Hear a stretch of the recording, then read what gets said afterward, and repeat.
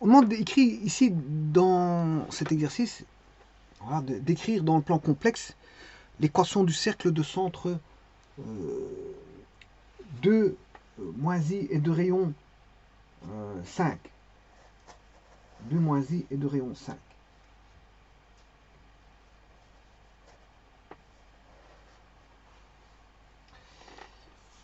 Bon, on peut établir ça de différentes façons. Je peux le faire par une transformation, mais à ce moment-là, c'est une transformation. Parce qu'une transformation, voilà, à un point, on a un point. Maintenant, on peut avoir un lieu de point. Et justement, je pourrais avoir un lieu de point en faisant varier un angle alpha. Alors comment? Bien, je vous rappelle, ça veut dire que ici, je vais faire une variation d'angle. Hein, c'est ça que ça veut dire. Alors, alpha va appartenir à 0,360. Ça, c'est ma première méthode. Ma seconde méthode va être établie au travers d'un espace métrique qui est la distance. La distance. Notion de distance. Donc le premier c'est une transformation de point à point. Via une rotation que je mettrai avec un curseur alpha. Et la seconde, c'est au travers d'une distance. Donc deux méthodes. Alors, bien sûr, cette notion de distance, je la mettrai en œuvre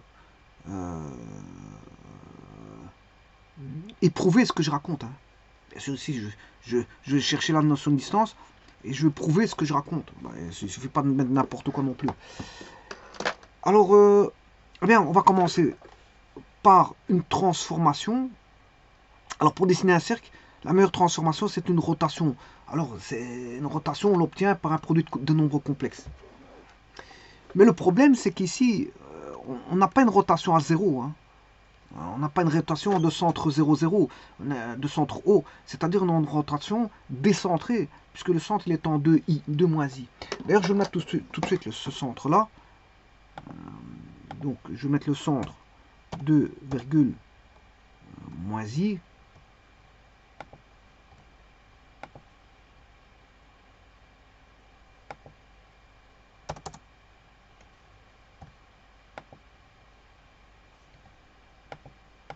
Eh, je ne peux pas faire ça, je raconte des bêtises. 2. C'est pas une coordonnée. Voilà, c'est un nombre complexe, c'est une entité complète que je dois écrire 2. Voilà. 2 moins i. Ben, lui, il la remet en rectangulaire, en x, en y, en cartésien, sous forme d'un couple de réels. Je vous rappelle, les espaces vectoriels sont de dimension 2. Parce qu'il contient deux réels. Les réels, c'est dimension 1. Voilà, c'est un espace vectoriel de dimension 1. Ici, c'est un espace vectoriel de dimension 2. Parce il faut mettre deux nombres pour définir un complexe. Alors qu'un réel, un nombre suffit. Alors, justement, ici, c'est le couple, il est donné, c'est 2 moins 1. Donc, voilà. Bien sûr, avec toutes les structures qui vont avec, hein, structure d'addition, de multiplication au travers. Voilà, c'est pas que un couple. Derrière ça se cache une structure. D'espace vectoriel, voilà, de champs des complexes ou de corps des complexes, voire de groupes commutatifs ou abéliens pour la structure C+. Et pour la structure C fois, c'est sauf 0 plus 0j, c'est une structure de type groupe abélien aussi. Bon, ceci étant dit, à partir de deux valeurs, je peux construire un complexe, c'est ça que ça veut dire. Alors, je vais mettre quand même le vecteur. Donc, le nombre... Tiens, c'est bizarre qu'il n'a pas mis sous forme de nombre complexe. Je vais recommencer ça.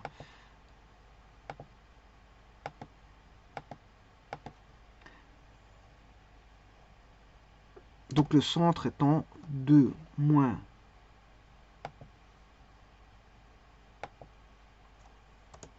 Voilà, je préfère qu'il le mette comme ça.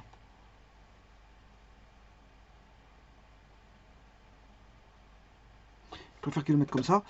Voilà, donc je vais mettre l'origine. O. Implicitement, l'origine c'est O pour eux.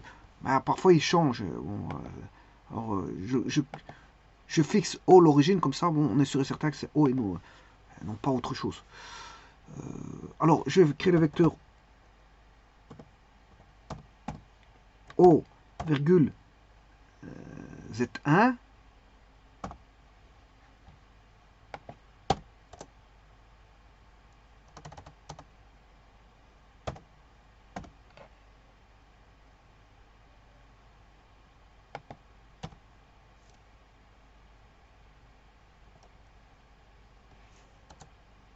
Pourquoi il ne veut pas me prendre? Ouais, vecteur, il manque un R.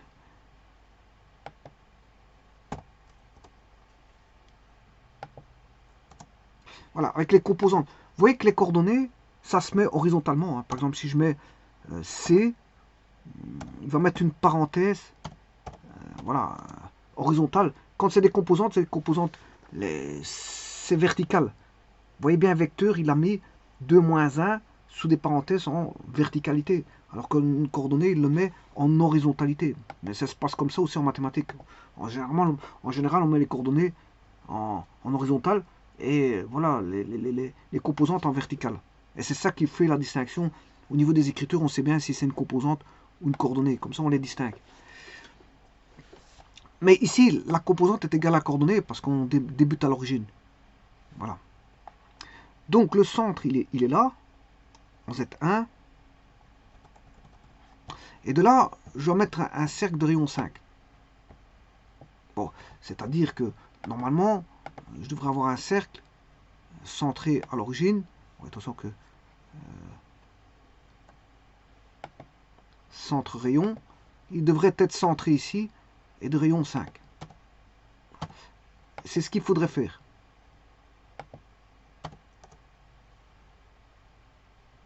C'est ce qu'il faudrait faire. Voilà. Alors, comme je l'ai dit, ici, je peux faire par transformation, c'est ma première méthode, mais simplement je vais mettre un curseur qui va faire varier de 0 à 360. Alors, comment faire cette rotation? Ben, si j'ai un vecteur qui débute à l'origine, ça c'est simple. Si j'ai, je m'excuse, une rotation de centre O, c'est simple. Voilà, c'est ce qu'il y a de plus simple. Mais ici, elle est décentrée, c'est ça le problème. Un petit dé. On a décentré. Donc pour avoir une rotation d'origine O, à ce moment-là, voilà, d'un complexe Z, eh ben, je vais chercher un vecteur de rotation.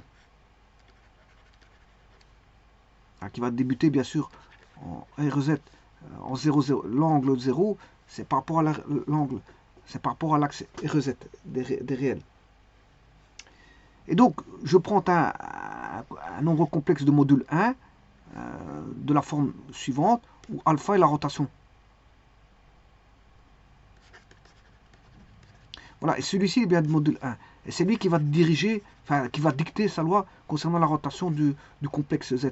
Simplement, ça c'est facile à faire quand on a, voilà, parce qu'il suffit de prendre le complexe Z et de le multiplier par cosinus alpha et sinus alpha. C'est-à-dire que vous faites le vecteur de rotation, c'est enfin oméga, enfin c'est pas le vecteur, mais le nombre complexe avec un angle alpha, il sera de module 1, ben, il suffira de faire Z fois alpha, enfin Z fois oméga, je m'excuse, Z fois oméga, et Z fois oméga, oméga étant voilà, le nombre complexe ici, ben là vous allez avoir une rotation de centre O, rotation de centre O, de rayon, ben, le rayon, c'est vrai qu'ici le rayon, il sera donné par le module de Z. Donc c'est-à-dire que Z, il va aller là par exemple, Z'. Alors je peux y faire un essai, et puis simplement il faudra dicter par rapport à un centre autre que O, c'est-à-dire un centre décentré par rapport à l'origine. Alors ça je peux faire un essai, regardez bien. Alors je vais retirer tout ce qui était donné, je vais mettre un vecteur de rotation. De toute façon, il sera utile après aussi pour le décentrer. Il sera utile pour le centrer ou le décentrer. Donc, je vais retirer ce cercle. Ça, c'est pour après. Alors, on va mettre le vecteur de rotation. Pour ça, je vais chercher un angle. Ouais, c'est pas un angle, je m'excuse. Un curseur d'angle. Un curseur d'angle. 0,360 par incrément de 1. L'angle, il fait alpha.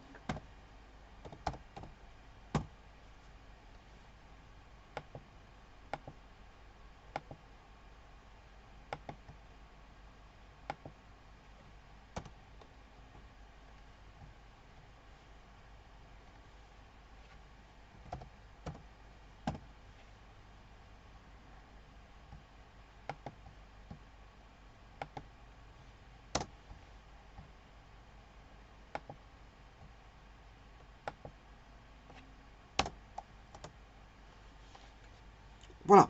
Donc ça, c'est le vecteur de rotation. Bah, il a un module de 1. Hein. Voilà. Je vais mettre le vecteur.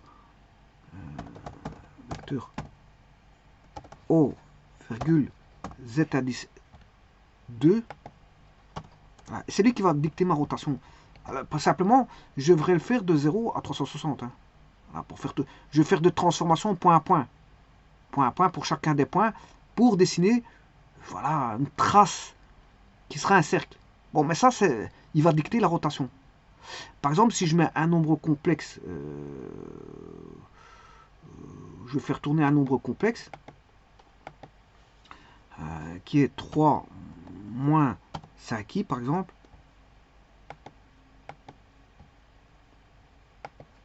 Voilà. Il suffit de faire tout simplement Z2 fois Z3, ou Z3 fois Z2. Z indice 3, c'est juste une multiplication, voilà, fois Z indice 2.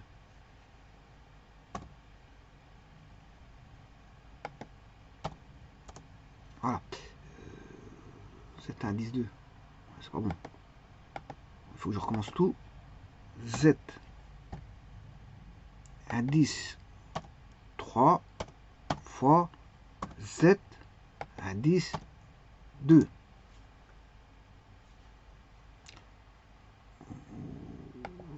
Moins 5, ouais, mon nombre complexe, voilà, et je vais le faire tourner. Regardez la rotation, ouais, vous voyez qu'il tourne. Alors bon, je vais faire un zoom. Bon, c'est une transformation point à point, point à point. Le problème c'est que voilà. Alors je vais mettre une trace de ça, fichier trace, et je fais tourner 0 à 360. Et vous voyez que ça dessine un cercle centré à l'origine.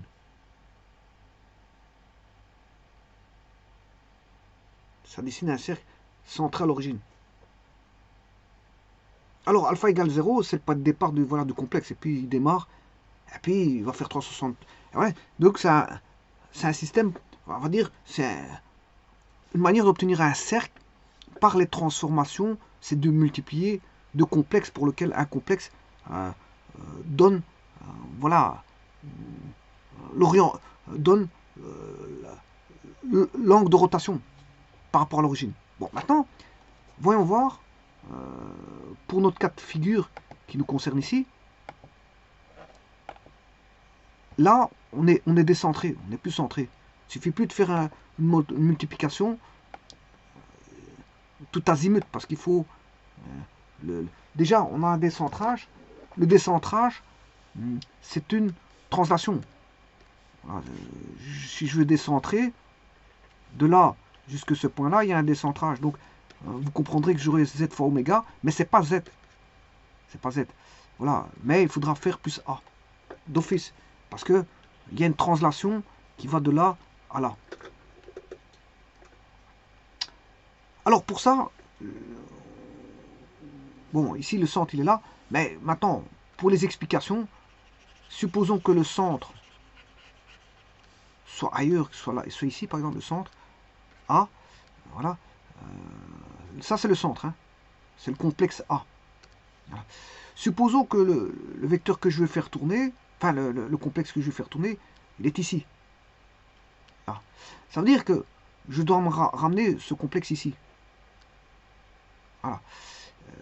Alors, du centre à A, ça c'est le décentrage. C'est le décentrage.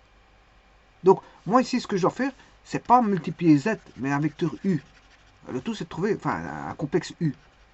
Un complexe U. Et là, j'aurai la transformation du point en rotation par rapport au centre A. Et voilà. Et par rapport au vecteur de rotation oméga, qui est toujours, bon, lui, il donne toujours ma direction de rayon 1. Là, il a le centre de rayon 1. Là, je le fais tourner. Et tout va tourner. Tout va tourner. Simplement décentré par rapport à A, mais ce vecteur U, il est là. Ce complexe Z, il est là. Que j'appelle U, mais ça veut dire que ça vaut U aussi. Mais ça, on connaît aussi, ce vecteur-là. Si je le transforme en vecteur, c'est le vecteur OA. Voilà. Alors, ce vecteur-là, c'est quoi? Celui-ci, ici. Si ça, j'appelle ça le vecteur U. Voilà.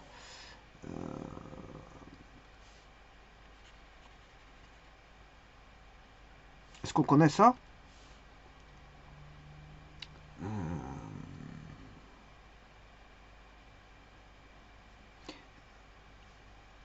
Ici, si j'appelle ça Z, voilà, AZ, il est équivalent au Z ici. Et attention, attention. Justement, là, on n'aura pas Z. Qu'est-ce qu'on aura? C'est ce que je vais rechercher.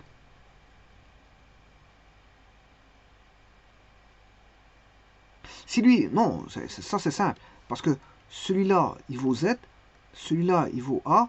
Donc la distance ici, voilà, c'est tout simplement le complexe Z-A. Si je devais faire un vecteur, c'est le vecteur, voilà. Ici, on a OA. OA. Là, on a Z-A. En termes de vecteurs, je l'appellerai U.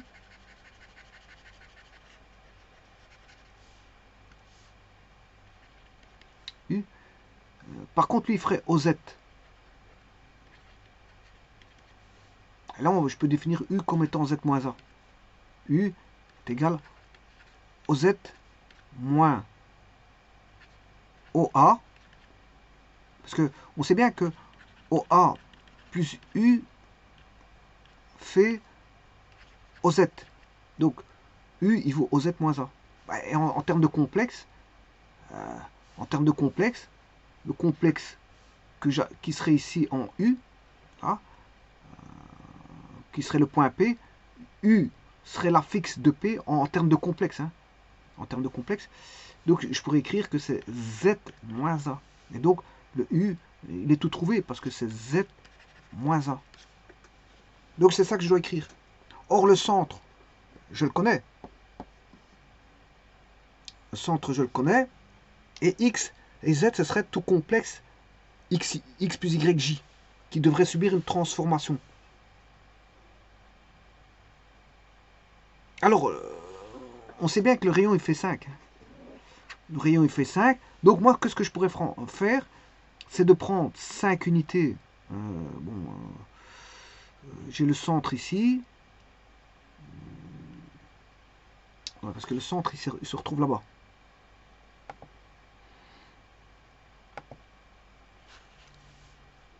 Donc, on a le centre, il est en 2 moins I. Donc, il est quelque part par là. Le rayon, il fait 5. C'est-à-dire, quel point que je pourrais faire tourner?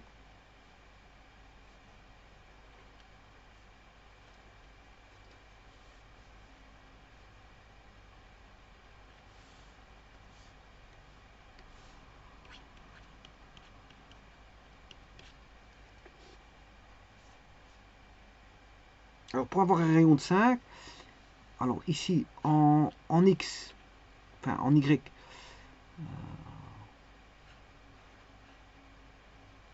là, on a 2 moins I.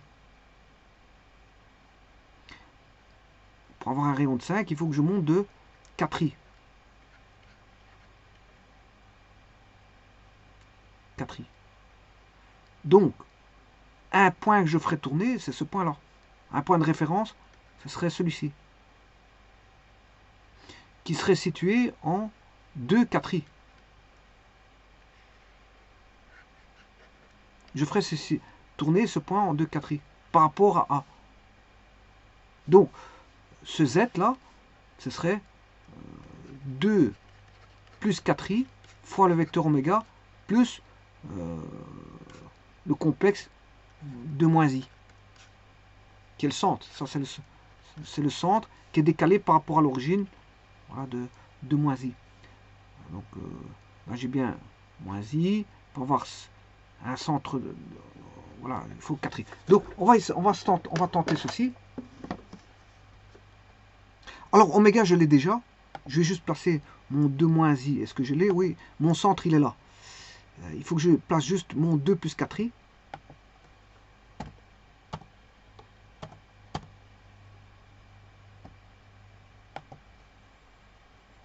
Voilà.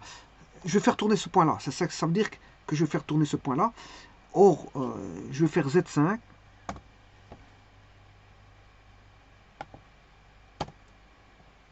Fois le vecteur, enfin le complexe qui est Z2, vecteur de rotation, enfin le complexe de rotation, qui peut être transformé en vecteur. Alors, Z5 fois Z2, plus, attention, plus le centre, qui est à mon avis Z1. Voilà. Alors, on va faire tourner. Et oui, ça dessine bien notre cercle. Alors, maintenant, je vais recommencer. Je vais redessiner le cercle de départ que j'avais mis tout à l'heure.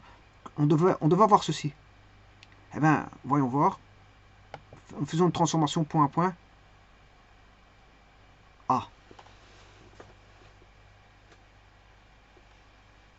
Non, il est là, ça c'est pas bon.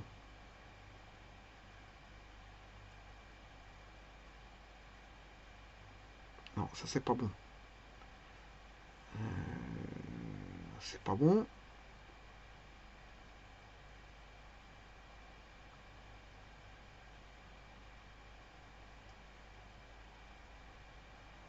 Ah, Z5, je fais tourner Z5.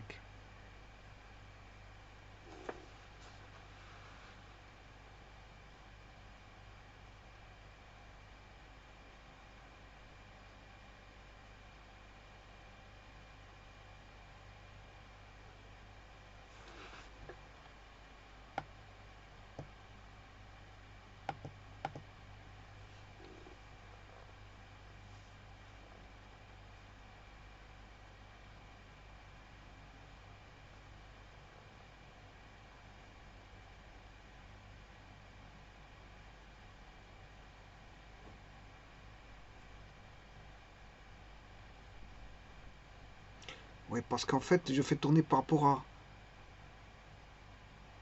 Z2. Euh, euh,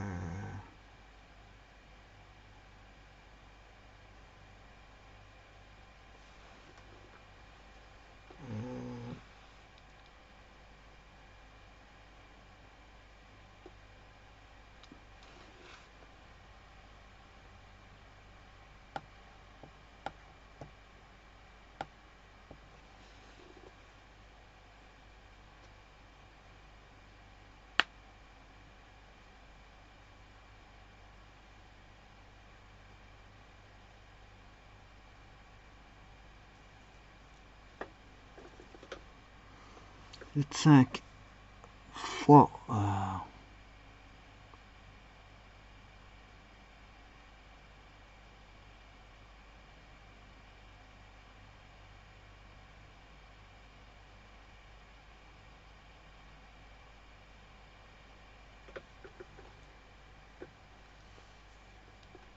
Oui, c'est parce que j'ai... Ouais, j'ai mon erreur.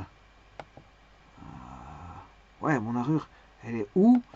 Euh, c'est... Il faut... Ici, j'ai oublié de faire Z-A. J'avais justement calculé que le Z, voilà, il fait Z-A le U. C'est normal que je tourne toujours par rapport à l'origine parce que je dois décaler. Donc ici, je dois enlever A. Donc ça, c'est le Z. Il faut que je soustrais le A. Parce que c'est Z moins A. Ce doit quoi? C'était l'objet que j'étais en train de rechercher tout à l'heure. Si c'est pas pour me mettre en œuvre, c'est embêtant. Donc ici, je dois faire 2 moins I. Ce qui veut dire que 2 moins 2, ça fait 0. 4i moins i, ça fait 5i. Donc ce sera 5i oméga plus 2 moins i. Mais de toute façon, ici, je ne suis pas obligé de calculer comme ça. Hein, parce que GeoGebra, je vais lui mettre z moins a. Donc, alors le a, c'était le z1. Donc c'est z5 moins z1. Ouais, sinon, on va toujours tourner par rapport à l'origine. Hein. Si c'est pas pour faire un décalage, bon, je vais arrêter tout ça. Alors, z5 moins z indice 1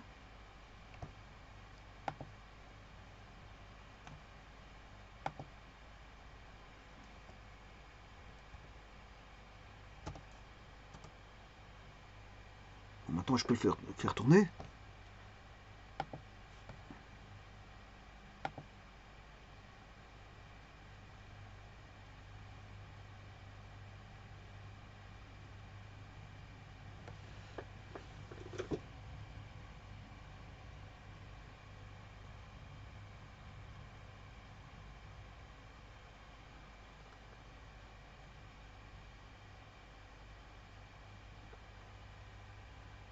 Alors ce qui va m'intéresser, bien sûr, c'est pas ce qu'il y avait tout à l'heure, parce que je dois enlever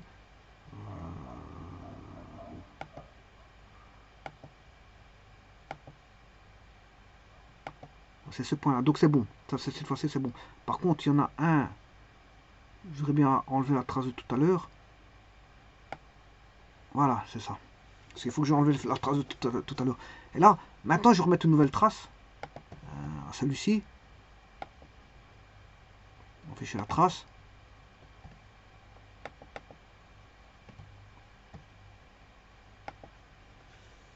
Et voilà. Et donc, ici, oui, ça démarre à partir de Z5 et je tourne dans le sens antiorologique.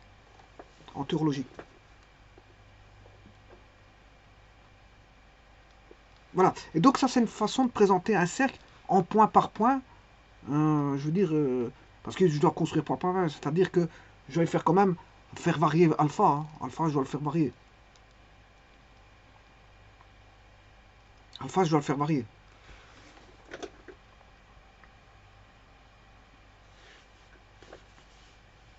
Donc, l'équation qui est z moins 1 fois cos fois oméga, là, ici, dans ce cas-ci, voilà, oméga étant le vecteur de rotation cos alpha plus sinus alpha, mais ça veut dire que, bon, si je fais le calcul 2 moins 2, ça fait 0, 4 moins i moins plus i, ça fait 5i, ce qui veut dire que cette équation-là, 5i oméga, me donne qu'un point. Z', c'est une transformation d'un point. Pour avoir toute une panoplie de points sur, voilà, sur un cercle, alors là c'est cos alpha plus j sinus alpha plus 2 moins i qui est le centre, enfin le décalage par rapport au centre, ben ça c'est pour un point, mais alpha vous devez le faire varier de 0 à 360.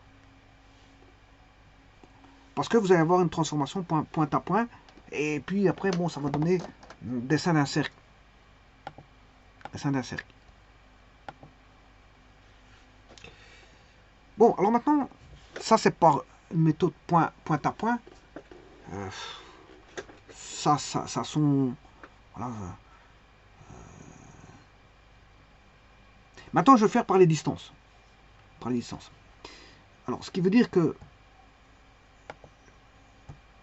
bien sûr, on est dans un espace de Gauss, qui est un petit peu, qui est plat comme un espace euclidien.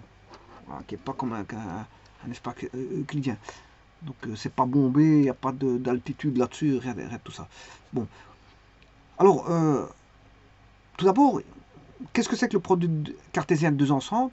Si on a un ensemble ici que j'appelle E1, là un ensemble E2, ben, un produit cartésien de deux ensembles qui sont notés ici E1 et E2, ben, c'est l'ensemble noté E1 fois E2. D'ailleurs, on peut faire ça avec des tableaux. Généralement, on fait ça avec des tableaux. On met les éléments dans des tableaux. On en forme le produit cartésien. Alors, dont les éléments de E1 fois E2, ben, ce sont les couples X1, X2, voilà, parce que c'est un produit cartésien de deux ensembles. Donc, je prends deux éléments de chacun des ensembles, c'est-à-dire que je prends X1 appartenant à E1 et X2 appartenant à E2. Alors maintenant, cas particulier, c'est une écriture de Descartes qui dit que, enfin, Descartes a écrit que si on a E1 est égal à E2 est égal à E, c'est-à-dire que vous travaillez avec le même ensemble. Il n'y a pas deux ensembles, mais un. Vous obtenez deux éléments de ce même ensemble. Eh bien, vous pouvez noter E fois E. Et la notation de Descartes vous permet d'écrire ceci, E carré. Alors, vous avez E carré. Ça veut dire que vous avez pris un X1 appartenant à E, et après vous avez repris un X2 appartenant à E. Donc vous avez X1 appartenant à E et X2 appartenant à E. Donc là, vous avez pris deux éléments d'un ensemble, d'un même ensemble. Là, vous n'avez pas deux ensembles, mais un ensemble. Et on fait le produit cartésien de deux ensembles, c'est de prendre deux éléments de deux ensembles différents. Mais maintenant, si on travaille sur le même ensemble, ben, on prend deux éléments du même ensemble, qui est noté E carré. Alors pourquoi je parle de ça? Parce que je parlais de distance. Alors, la distance, bien sûr, sur un ensemble, justement, c'est la distance sur un ensemble E, un ensemble E. Donc c'est une application de, je parlais phi de, on va dire, E fois E, de E fois E, dans R. C'est-à-dire, comme je viens de vous dire, ben, je peux dire que c'est une application de E carré vers R. Bon, attention que ça doit vérifier trois axiomes. Il y a trois axiomes qui doivent être vérifiés pour la distance, pour que ce soit une distance. Parce que si elle ne vérifie que deux des trois axiomes, c'est pas une distance. Il faut absolument vérifier les trois critères de distance. Bon, qui soient assez simples, puisque en fait, le premier axiome, c'est quels que soient deux éléments appartenant, donc, comme je vous dis, à E carré. Je vous rappelle que c'est une application de E carré vers R. Voilà. Donc, j'en prends deux éléments de E carré, et on va trouver un réel. En finalité, voilà, puisque si je prends phi de xy, c'est égal à 0. Pour ça, c'est le premier critère. Hein. C'est équivaut à dire que ben, on est au même point. Le x égale y. C'est un des premiers critères qui doit être vérifié.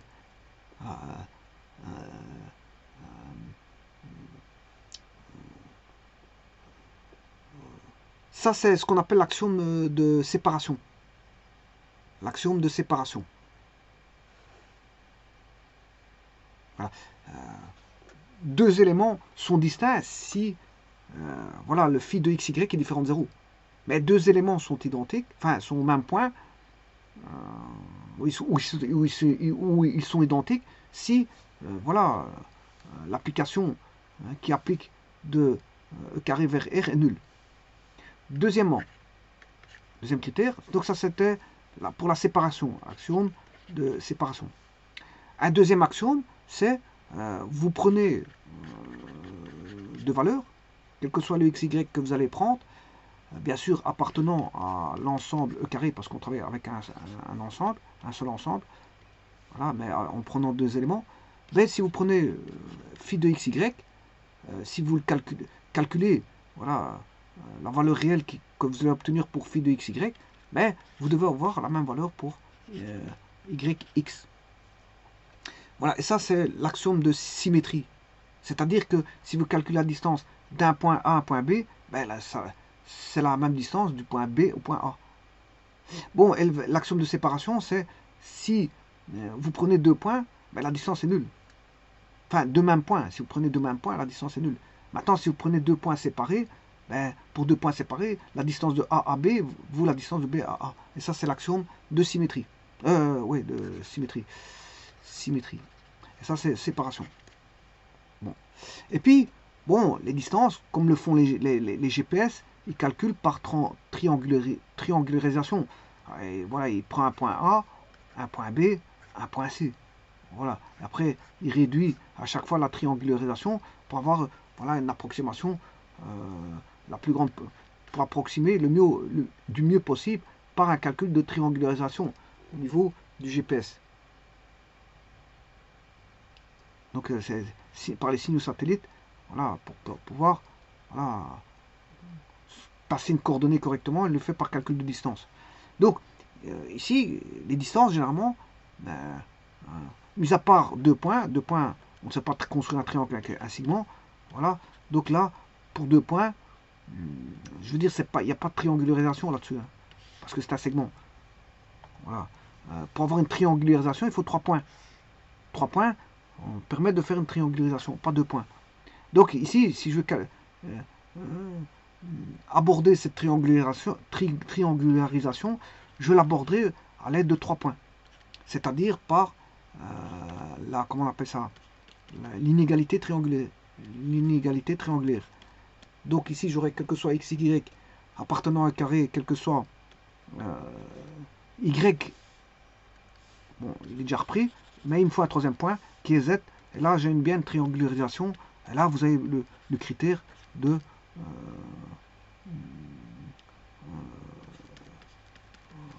d'inégalité triangulaire. C'est-à-dire que si vous calculez phi de x, y plus phi de yz, comme vous avez un triangle, ben, c'est toujours plus grand ou égal à, si vous faites la somme des deux côtés d'un triangle, c'est toujours plus grand ou égal que le troisième des côtés. C'est normal parce que vous faites une somme. On n'a pas un segment. Hein. C'est pas un segment. Hein. Voilà. De toute façon, c'est-à-dire si je prends ce côté-là plus ce côté-là, ben, il sera toujours plus grand que ce côté-là. Sinon, vous n'arriverez pas à trouver à construire le triangle. Hein. Par contre, maintenant, si vous n'avez pas de triangle,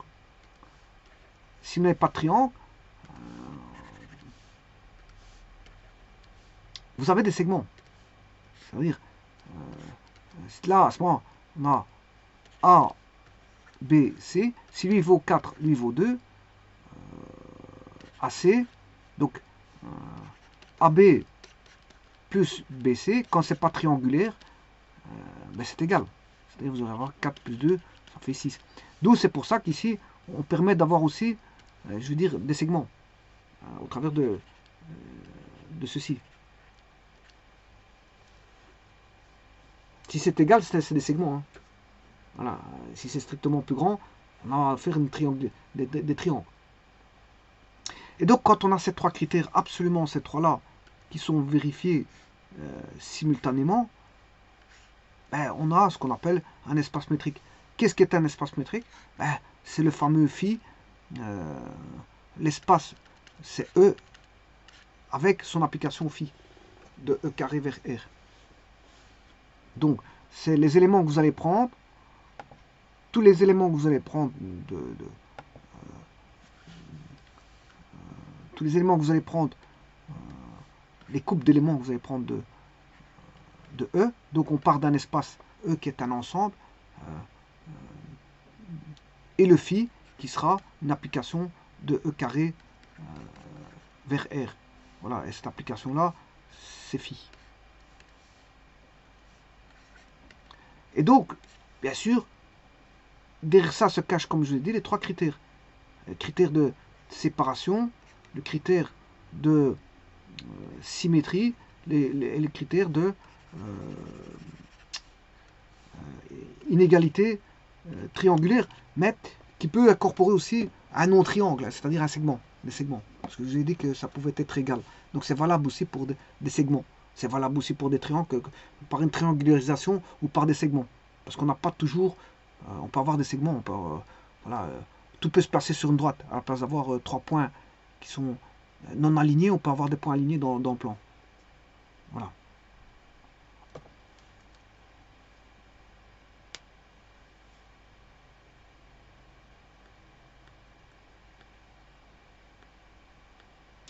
Alors, ces trois actions, séparation, symétrie et, comment on appelle ça, une égalité triangulaire, même si on n'a pas de triangle, c'est pas un problème. Voilà, le critère, il se vérifie quand même, si on a des points alignés. Eh bien, ça va engendrer quelque chose de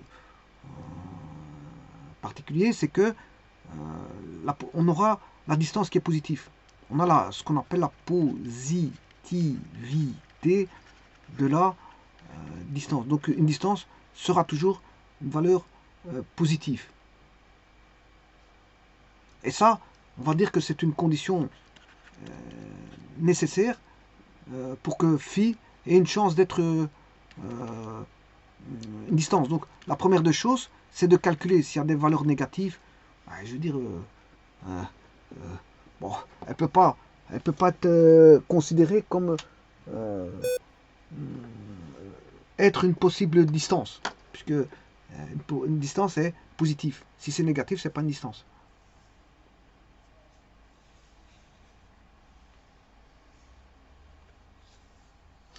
Alors, je vais l'appliquer pour les nombres complexes. Alors, pour les nombres complexes, distance non plus. Bon, ici, je prends dans C. Distance dans C. Les distances dans les nombres complexes. Alors, pour formaliser ça, bon, je vais prendre, comme je vous ai dit, deux valeurs dans un ensemble E. Alors, l'ensemble E, ici, vous aurez compris que c'est C. Et le couple de valeurs, c'est pas XY, mais c'est Z1, Z2. Donc, soit Z1 et Z2, deux complexes associés à des points dans le plan de Gauss, P1, P2. Donc, Z1 est la fixe de P1, Z2 est la fixe de P2. Et on peut aussi mettre des vecteurs, comme je dis, au P1, au P2. On peut travailler sous forme de vecteur. Alors, la distance entre P1 et P2, c'est quoi? Ben, c'est la norme du vecteur P1, P2. La distance P1, P2, c'est la norme des vecteurs P1, P2. Donc c'est la distance entre les deux complexes. Alors ici, je peux écrire norme vectorielle. C'est une norme vectorielle. Voilà. Là, je peux parler de module complexe, P1, P2.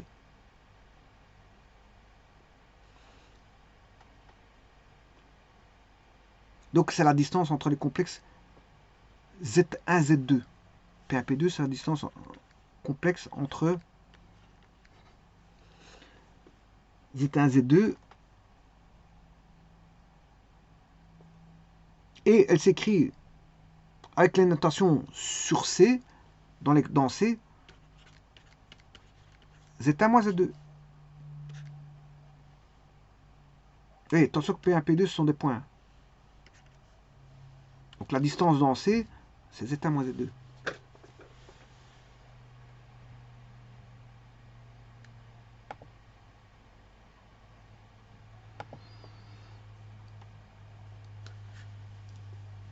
Alors c'est une application, comme j'ai dit tout à l'heure, de E carré. E carré était ici deux complexes qu'on choisit. Vers quoi? Vers R. Voilà. Pour lequel on va prendre deux complexes Z1, Z2 et on va les faire subir un calcul de voilà, une application qui va faire subir un calcul où on a la distance complexe Z1 moins Z2. Et il faut bien voir qu'il satisfait aux axiomes de la distance. C'est-à-dire que phi de Z1, Z2 égale 0 si Z1 égale Z2. Effectivement, c'est vrai.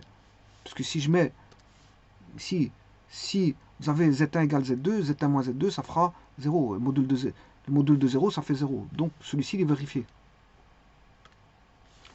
Le deuxième,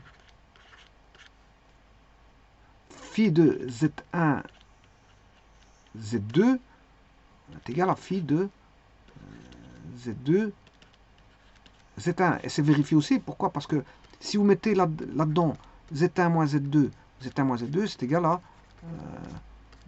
Z2 moins Z1. Donc là-dessus, le premier et deuxième critère sont vérifiés. Celui de séparation et de symétrie sont tous les deux vérifiés. Et vous aurez compris que on a ici aussi l'inégalité triangulaire.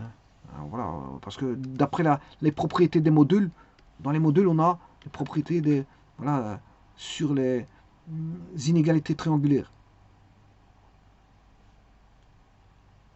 Alors ça se démontre. Alors ici, phi de Z1, Z2, plus phi de Z2, Z3, est plus grand ou égal, là, si vous faites la somme, c'est plus grand ou égal à phi de Z2, Z3.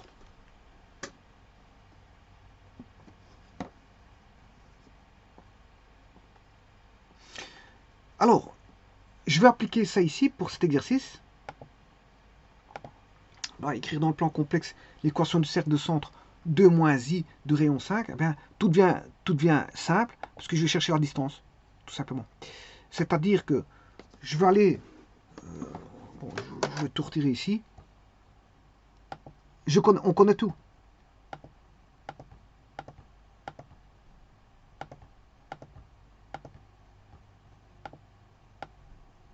On connaît tout.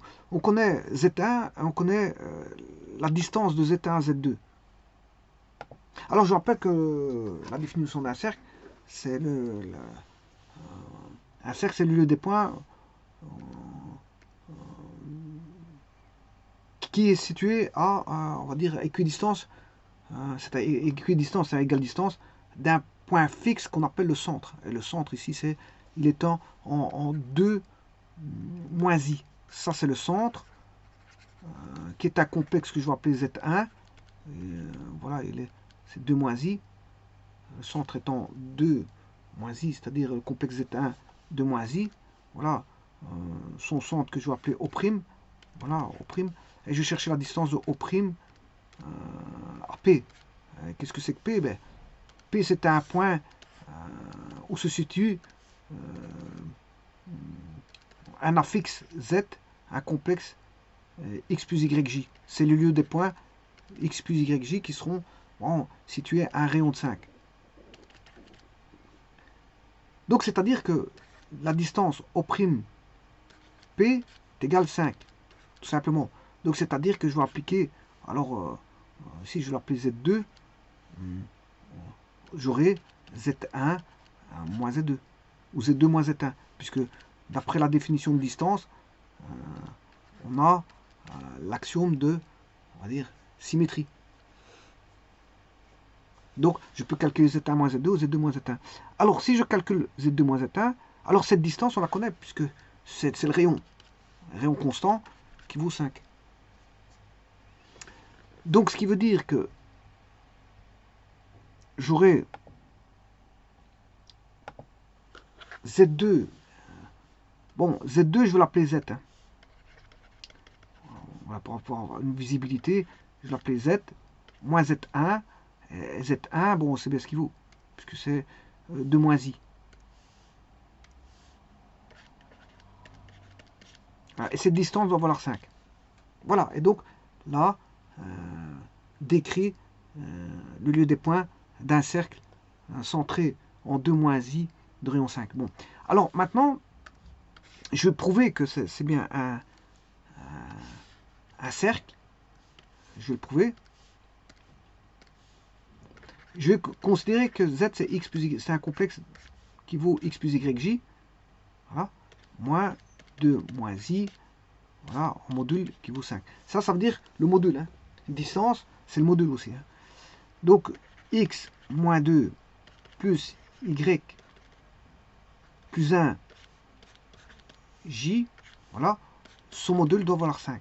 Ben, ça, c'est l'équation qui dit que on aura x moins 2 au carré plus y plus 1 au carré doit être égal à 5. Ce qui veut dire qu'on aura x moins 2 au carré plus y plus 1 égale 25. Et ça, c'est un cercle centré en moins 2, enfin en 2 moins 1.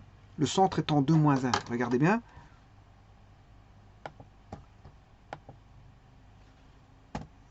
X moins 2 au carré plus y plus 1 égale 25. Attention que j'ai oublié le carré, c'est normal, sinon j'ai une parabole. Carré, voilà. Et j'ai tout.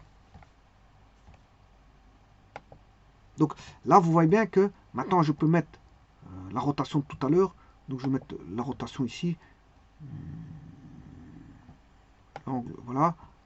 Z2 moins Z5.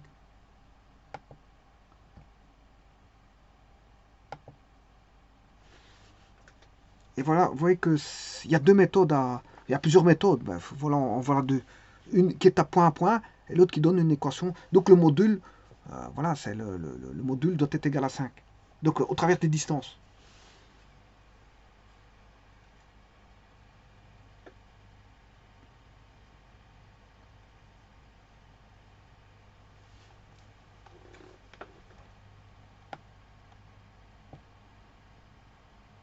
Bon, le cercle, je l'avais déjà tout à l'heure. Hein. Je l'avais mis tout à l'heure ici déjà. Voilà.